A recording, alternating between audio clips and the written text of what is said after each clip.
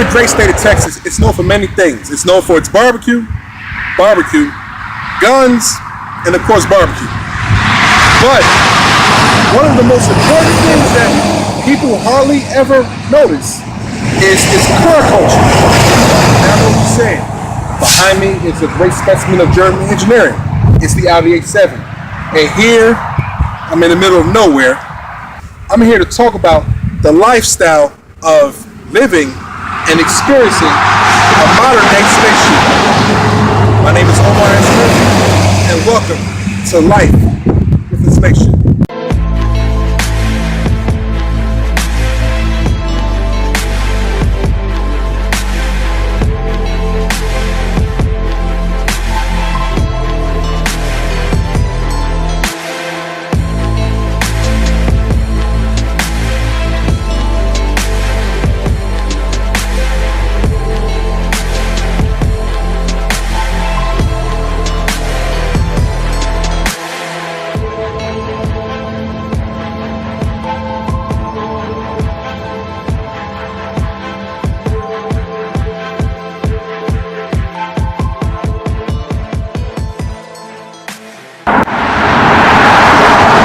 First found out about this vehicle, I was like, man, this vehicle is tight.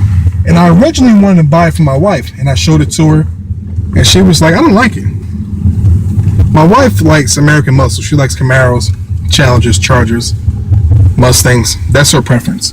Me, I like the European German sports sedans and the European German sports cars. That's my preference. So the Audi A7 was right up my alley. A lot of you may be thinking, why do I call this a spaceship? Reason being, you look inside of it, I mean, it's self-explanatory. It looks like a spaceship. I mean, you have the MMI, which is the multimedia interface. Then you have the numerous buttons down here. You have a button for the parking brake. You have a touchpad that enables you to write the letter of the person you're trying to contact, and that's if you sync via Bluetooth. You have the push button start. You have the volume control. You have everything at your control. I mean, you can't get no better. The driving experience is relatively good. I don't have any negative feedback as far as the driving experience. When I'm driving this vehicle, it's extremely smooth, extremely progressive. I mean, the power is linear. The supercharged V6 is like awesome. With 310 horsepower on the regular roads, I mean, that's more than enough. Of course, you have its big brothers, the S7 and the RS7, which have ridiculous amount of power, which are twin turbo V8s, which I don't understand why Audi does that. They have the mid-tier, which is the S7, which is twin turbo V8, and then they have the RS7, which is the same thing, but they just tweak it down a little bit. It's similar to what GM does with Cadillac and Chevrolet. We all know that the Z06 is a monster. Its supercharged LT1 is like phenomenal. So when they made the CTS V, the new one, they decided to bring the horsepower down because they didn't want to compete.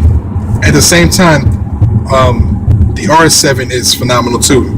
Now, that was a bit out of my price range because if I want to buy a vehicle like that, I might as well buy like an R8 or Gallardo.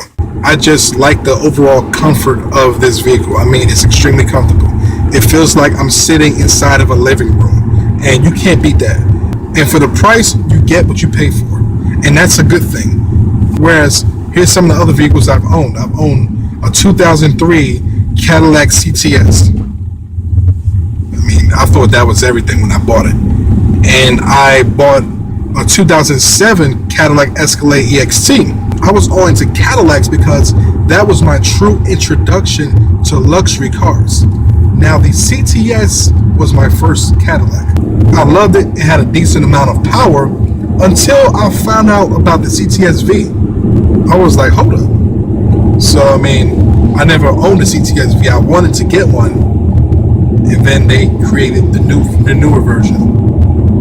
So, long story short, I got rid of both of those vehicles, and I decided to go German. And as you see, I haven't been let down yet. Now, my other vehicle that I own currently, which I also consider a spaceship, is my Infiniti G35 Coupe. That car is, has a nice amount of power. When I bought it, it had a few mods on it, nothing serious, a few cosmetic things. The only thing I've added, I had to add an exhaust to it but I'll get more into detail about that later because that's my next car I'm going to review. A lot of you may be thinking, why do I choose to review my own car? It's plain and simple. It's very strategic. Think about it. I'm not coming from a biased approach, whereas I'm going to talk about all good things, even though in this car there are many pluses.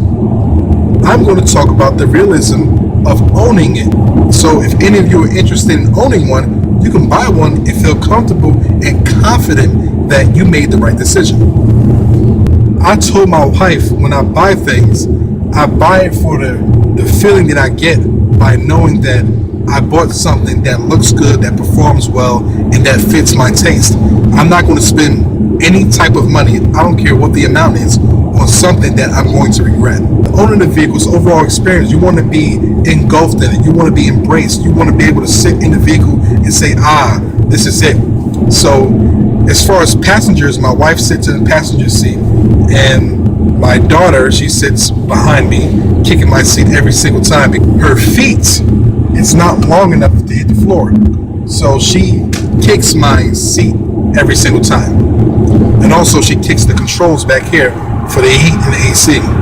So spontaneously, when they're in the car, ironically, the heat comes on. Now the first time this kind of shocked me, but in the back they have their own controls, which I kind of disagree. Now if you have heating controls in the vehicle, it should be independent. In this vehicle, it's not independent. It's kind of codependent. So if I turn the heat on in the front, it comes on in the back. Whereas, and if somebody turns it on the back, it comes on the front. I wish that it was designed independently, so that if a person is cold in the back, they can put their heat on and mind their business. Whereas I can enjoy, the driving experience up in front. Now, about the driving experience, this thing is quick.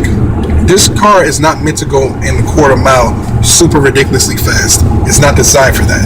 This car is designed to gracefully go around corners, to handle the road conditions, to adapt. The suspension is like when you go into a certain speed, the suspension stiffens up. It has different driving modes. You have dynamic, you have the comfort, you have the custom. It has everything that you could be looking for that I could not find in owning an American car.